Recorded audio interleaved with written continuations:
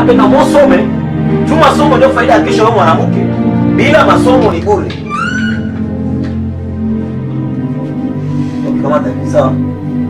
Sasa mwambie mwalimu wako nipe ile moja kulipa makuta. Asikufukuze. Sasa bye. Kusoma.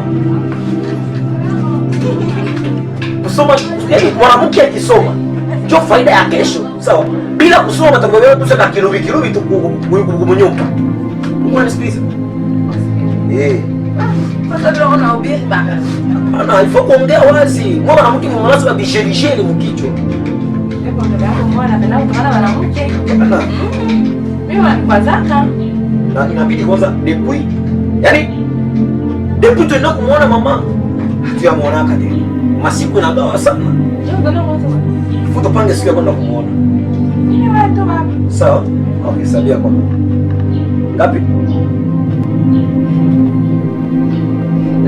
Tatu ikupeleka.